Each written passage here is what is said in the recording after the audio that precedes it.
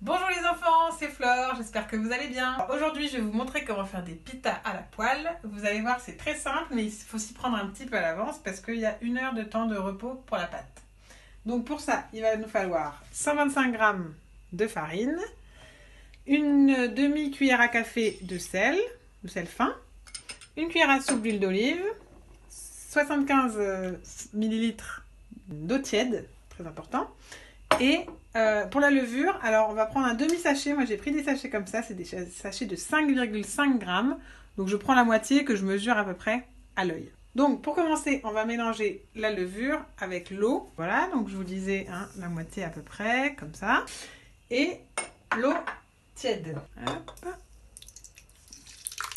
Voilà.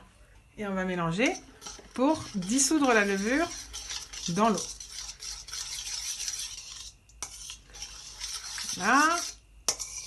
Puis on la laisse reposer 5 minutes pour que la levure se réveille.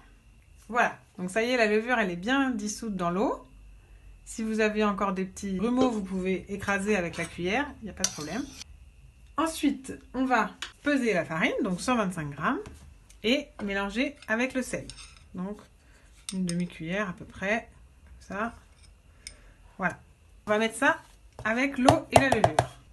Hop, je rajoute une cuillère à soupe d'huile d'olive. Je mélange le tout en essayant de bien ramener sur les côtés.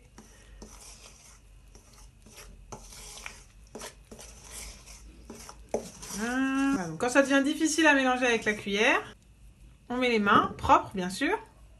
Et donc on peut pétrir à l'intérieur du bol. Vous pouvez aussi vous mettre sur le plan de travail ou sur une planche à pain. Voilà. Puis je vais venir pétrir là-dessus.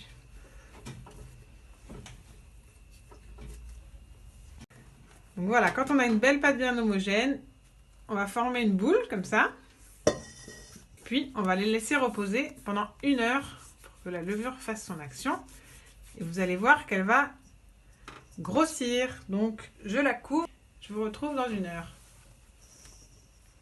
Ça y est, comme vous voyez, votre pâte elle a dû bien gonfler. Donc ce qu'on va faire maintenant, c'est qu'on va prendre une planche par exemple. On met un petit peu de farine. Et on va diviser ça. Du coup, on avait dit qu'on allait faire 4 pitas. Donc, on va diviser ça en 4. C'est approximatif. C'est pas très très grave s'il y en a une qui est plus grosse que les autres. Ce que je vais faire, c'est que je vais l'aplatir un petit peu comme ça. Et ensuite, je vais l'aplatir au rouleau. De façon... Moi, je trouve que la forme, c'est bien si elle reste un peu informe. Donc, il faut que ça soit à peu près cette épaisseur-là. Voilà. Donc, alors, ça y est, mes 4 pains sont bien étalés. Et je vais de nouveau les laisser reposer, mais cette fois seulement 10 minutes. Donc là, au bout de 10 minutes, elles sont prêtes. Donc j'ai mis une poêle à chauffer. Faites attention parce qu'il faut que la poêle soit très chaude, donc il faut se faire aider d'un adulte. Je la décolle délicatement. Hop. Et je vais la mettre dans la poêle comme ça. Et je vais la laisser pour 1 minute. Voilà. Vous voyez, là, il y a plein de petites bulles qui se sont formées. On regarde en dessous. Ça commence à être bien grillé. C'est parfait. Je la retourne et je la laisse encore 1 minute de l'autre côté. Alors du coup maintenant c'est bien cuit, je la sors. Ce que j'aime bien moi c'est mettre de l'huile d'olive, un petit peu de sésame, un petit peu d'herbe de Provence, mais vous pouvez mettre ce que vous voulez, vous pouvez aussi les manger nature.